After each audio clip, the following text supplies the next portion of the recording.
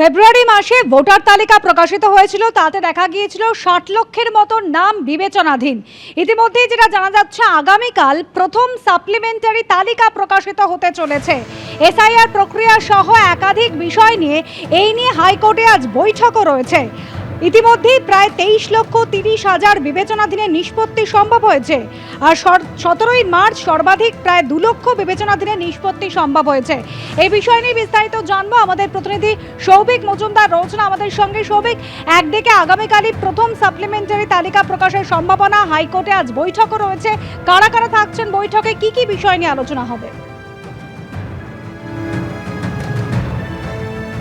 দেখো, মূলত কলকাতা হাইকোর্টের মাননীয় প্রধান বিচারপতি সুজয় পাল তিনি আজকে যে উচ্চ পর্যায়ের বৈঠক ডেকেছেন, সেই বৈঠকে এখনো পর্যন্ত রাজ্যের ডিজিপি তিনি উপস্থিত হয়েছেন। এছাড়া কলকাতার পুলিশ কমিশনার এবং তার পাশাপাশি স্বরাষ্ট্র সচিব তিনিও এসে উপস্থিত হয়েছেন।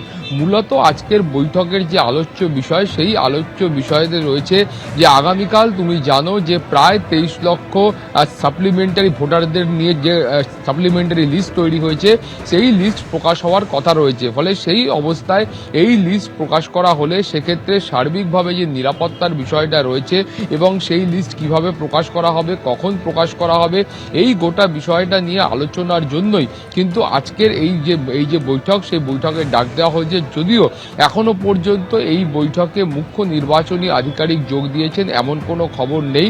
তিনি ভার্চুয়ালিও এই বৈঠকে যোগ দিতে পারেন, কিন্তু তিনি এখনো পর্যন্ত হাইকোর্টে এসে উপস্থিত হননি। ফলে যেটা মনে করা হচ্ছে, তুমি জানো যে 28শে ফেব্রুয়ারি যখন প্রথম দফার লিস্ট বার করা হয়, তারপরেই নির্বাচন কমিশনের তরফ থেকে তারা সুপ্রিম কোর্টে জানিয়েছিলেন যে তারা একাধিকবার, শুধু একবার যে এই ভোটার লিস্ট বের করবেন তেমনটা নয়, এরপরে তারা একাধিকবার সাপ্লিমেন্টারি তালিকা বের করতে পারেন।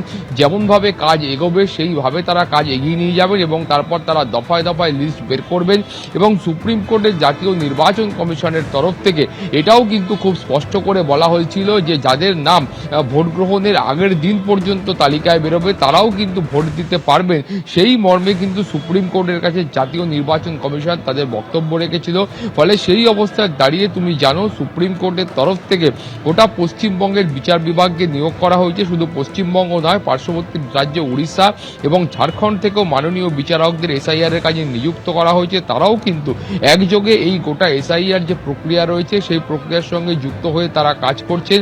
প্রায় 750 জনের বেশি যারা মাননীয় বিচারক রয়েছেন তারা এই মুহূর্তে এই এসআইআর এর প্রক্রিয়ার সঙ্গে যুক্ত এবং যাদের নাম বিচারাধীন রয়েছে সেই গোটা বিষয়টার হিয়ারিং তারা করছেন। এবং এখনো পর্যন্ত 23 লক্ষ লোকের বা ভোটারের যে অ্যাডজুডিকেশনের কাজ সেটা সম্পূর্ণ হয়েছে এবং সেখান থেকে এটাই এখন দেখার যে আগামীকাল এই তালিকা প্রকাশ হওয়ার সম্ভাবনা রয়েছে।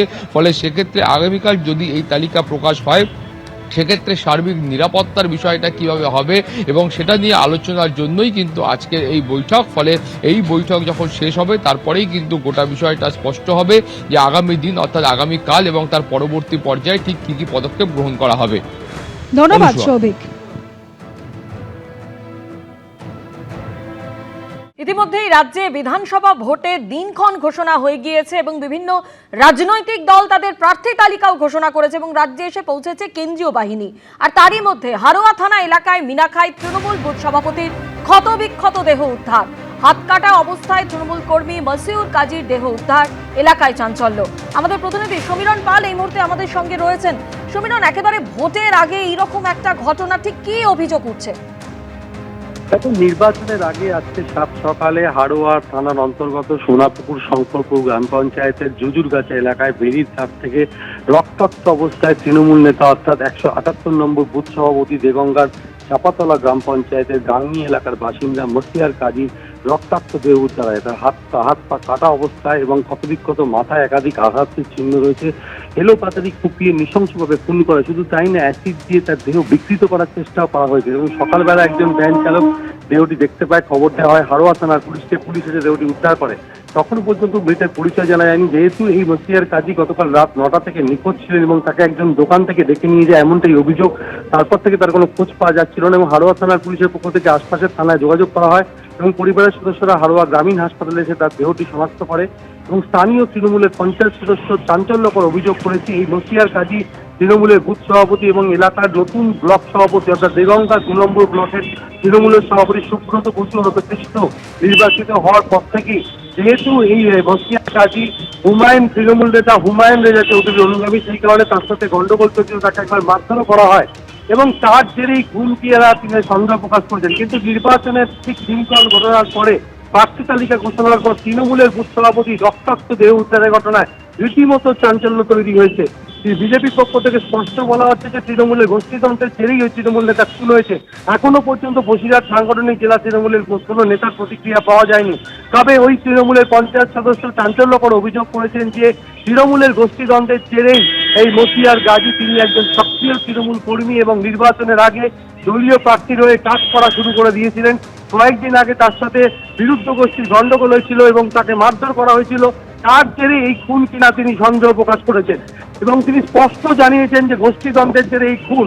কিন্তু এইভাবে তার দেহ অন্য থানা এলাকায় উদ্ধার হয়েছে এবং তাকে কে বা কারা রাত্রির অন্ধকারে নৃশংসভাবে খুন করলো সেটা খতিয়ে দেখছে হাড়োয়া থানার পুলিশ। সমীরণ, তুমি আমাদের সঙ্গে থাকো। এই ঘটনা নিয়ে চাপাতলা গ্রাম পঞ্চায়েতের এক সদস্য তিনি বলছেন আগেও মসিউরকে হুমকি দেওয়া হয়েছে, মারধরও করা হয়েছে। কয়েক মাস আগে নতুন পঞ্চায়েত সভাপতি নির্বাচিত হবার পরেই গোলমাল শুরু। পেছনে তৃণমূলের গোষ্ঠীদ্বন্দ্ব রয়েছে, অভিযোগ চাপাতলা গ্রাম পঞ্চায়েতের সদস্য মতি মিয়ার। 178 নম্বর বুথের তৃণমূলের বুথ সভাপতি এখন গোষ্ঠীদ্বন্দ্বের কারণে তৃণমূলের গোষ্ঠীদ্বন্দ্ব রিসেন্টলি মাস তিনেক আগে আমাদের নতুন সভাপতি হয় সুব্রত দা কৃষ্ণদা হওয়ার পরে একটা গোষ্ঠীদ্বন্দ্ব তৈরি হয়। আমরা হুমায়ুন রেজা চৌধুরীর লোক, বিভিন্ন রকম হুমকি দেওয়া হচ্ছিল। সেই হিসেবে অনেক কবার কৃষ্ণর কাছে বলা হয় যে ব্যাপারটা মিটিয়ে দেন, সেই হিসেবে কোনো রকম ব্যবস্থা নেই। আজকে তার এই প্রতিফলন। কিছুদিন আগে ওকে রাস্তা ঢালাই করতে গিয়ে মারধর করলো, ব্লক সভাপতির অনুগামী লোক। তারপরে এই খুন। সক্রিয় কর্মী, ওই তো ভোট করতো 178 নম্বর মধ্যে ভোট করাতো। হাড়োয়া থানা এলাকায় মিনাখার তৃণমূল বুথ সভাপতির ক্ষতবিক্ষত দেহ উদ্ধার। ভোটের আগে এই ঘটনায় চাঞ্চল্য ছড়িয়েছে। হাত কাটা অবস্থায় ওই তৃণমূল কর্মীর দেহ উদ্ধার হয়েছে, এলাকায় চাঞ্চল্য।